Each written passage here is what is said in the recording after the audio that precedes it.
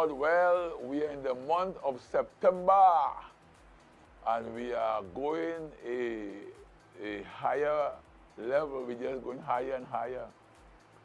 I thank you all for all who was looking at the program, who commented last week as we start about open gates, and said gate is a mindset. So open your mind wide, and let us see what God can say to you. And that's what I'm talking about this whole month of November, and December is living above. So we're talking here this week about gate openers. Gate openers. Some people was designed or alive to close gates. And some was fortunate to open gate. I am a gate opener. I don't know about you, but I love to open gate. I love to help people. I love to do things. If I have a choice to open or close a gate, I want to open the gate. And going, So this week we are talking about open gates, which is setting minds free. How to get in a person's head and liberate them with the word of God and the teaching of God. So we're talking here this whole month, open gates, but this week, gate openers. I hope you enter gate closer, because some folks who used to open gate now start to close gates. That means interfere with people's mind. Have people frustrated, you close a gate. Have people rebellious, you close a gate. People stubborn, you close a gate. And when the gate closes, nothing can come in from God. So there are many minds tied up with lack of doing good and thinking good. And doing good and thinking good open the gate. It frees you, it liberates you. Doing good and thinking good. I try my best to do good. I mess up sometimes, most time. But I try my best to always do good and thinking good. Let's talk this morning, about goodness. Nugget number one, if you have to have open gate, do good. Mother, whatever you're thinking, try your best and do good. Hey, do good. What is good? Good mean, in my assessment, good means to have a required quality of a high standard. Good. It is required as a steward to have a high standard. So good is a high standard, category. You cannot be doing good and being a low standard. Doing good brings you into a high standard. It's a quality. It's a quality of life one must have and maintain. You have to try to maintain that right through your life. It's a quality of life you must have and maintain. Everywhere Jesus went, he was doing good. Jesus. Everywhere he went, he was doing good. See, for good to be qualified, right, it must be consistent and becomes unstoppable. You shouldn't stop doing good. Despite you do a little wrong thing here, it has to be consistent and unstoppable. It must be a standard all believers must have, doing good. Who is the one that qualifies one goodness? Not you. You are not qualified to really assess your goodness. Because everybody will say they're doing good, including I. So you cannot qualify your goodness. And God is the qualifier, right? You know that. But it must not be you. It must be the one who has good done to them. They must be the one who say, hey, he was good to me. Hey, she was good to me. Hey, they was good to me. That is the one who's qualified to really say, if you're good. You know, I've done some crazy stuff in my life. And folks say, hey, you know, he did it wrong, but he was good. He was good, not good again. He was good. He wasn't past tense. I mean, a bad no. So it must not be you that qualify your goodness. It was the one who have good done to them. So when you do good now, they must say, hey, she did good to me, or he did good to me. You know, in some marriage, they forget all the good the wife do, and focus on all the on a few bad, and make the bad outdo the good. Some husbands, they focus more on the bad she do, you know, and they forget all the good she do, you know, and that is what a lot of people, a lot of marriages right now are crashing, because some spouse only focusing on the bad that that take place, and not the majority of good. And that is what makes people not qualify to be consistently doing good. Okay, number 2, good product. I am a product of good. I don't know about you, but Carl Mead is a product of good. Anybody say I do them wrong because they don't know what good is. I have done good. I've tried my best to do good all the time. I did some wrongs there. But I am a good product. We must learn to see good or goodness as a product that we contain so we can produce in our daily lives. When I am a product of good, so I have to produce good on a daily basis. I believe I might not be good to you, but I believe I'm a product of doing good. Maybe I'm wrong, but I believe that. But being a product is a person of result or of an action and process. When you are a good product, it has results. Results speak for itself. Results. And it's also action and a process. Good is a process. It has actions. Wally Jackson taught me that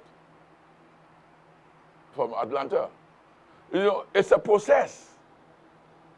You know, and it makes a person show the results. To be good, we must be a product of the product. Let me say again. If you are a good product and you're doing good, that means you are a product of your own product. Being good make one sell themselves as examples. I mean, some folks always want to buy into you, or get close to you, or be around you, or hang with you, or move with you, or share with you. They always want to be around you. Why? Because you are a product of your product. Goodness will be in our attitude when you are a product of a product. It's your attitude. You know? People say, hey, I just buff folks. I don't buff nobody. They call it buff, but I just talk direct. Call me here. Look at number 3, sharing goodness. You know, we're talking here about gate openers. If you want to open somebody's gate, you have to share goodness. You have to be a good product. You know, you have to be able to do good. If you want to open a person's mindset and attack the mindset, you have to do good. You must be a good product. And you must be sharing goodness. You see, sharing goodness. You see, meeting others with like-mindedness, right? A person good and I good. I meet them. I can't give a person good. So meeting others who is like-mindedness does not necessarily help expand goodness. I can't make you good if you're doing good. So are we good? You know? So I can't, we can't expand goodness. We can share it, but we all have good product. We all good product. Sharing goodness, it needs to be shared to others that has grumpy attitude and a disorganized spirit. Grumpy attitude, disorganized spirit. Them are the people right now who need goodness to be shared. When they're grumpy, arguing, quarreling, fussing, blah, blah, blah, blah, blah, blah, blah, blah, blah. This is the one that go and hang with goodness. Because they're grumpy, disorganized spirit. These kinds of teaching help one open other gates that need assistance. So don't just go with the people who doing good to us. Don't hang with them. Look for those who are grumpy, who just have this organized spirit, who are always fussing, and try and hang with them. Because these are the ones right now need goodness to be shared. Okay, number 4, steadfast goodness. That's a good one. Steadfast goodness. Steadfast goodness is resolute and dutifully firm and unwavering.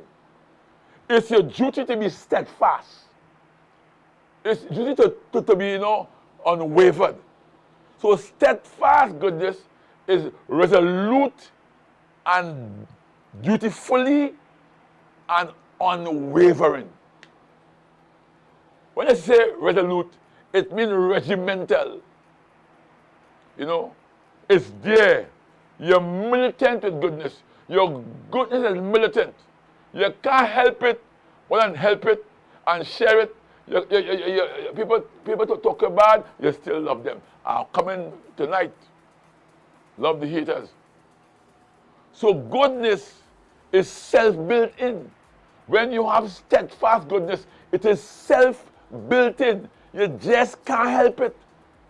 You can't change that type of goodness. It's there. You will even forgive people who deserve to be forgiven. You will even say, sorry, because it's built in. Goodness is a part of you. You just can't help it. Because it's self-built in. It's unwavering. You can't change, you cannot change that type of goodness, steadfast goodness. When one is steadfast and firm, mistakes and failures will be attracted and approached on a daily basis. Because folks is trying to prove you wrong and trying to expose you and trying to show you going wrong. And they're always trying to bring failure and mistakes around you. But you have to understand me, everybody make mistakes except you. You don't make a mistake at all. Now you perfect, but I make mistakes. So when one is steadfast and firm, mistakes and failures will be attracted and approached on a daily basis. You will be a target because they find he too good, something wrong, she too good, and they always come to try and find, make mistakes. Hunters. But God always give a steadfast, firm individual a way out. Mark that down. There isn't a temptation, and there's come a man that God wouldn't give you a way out.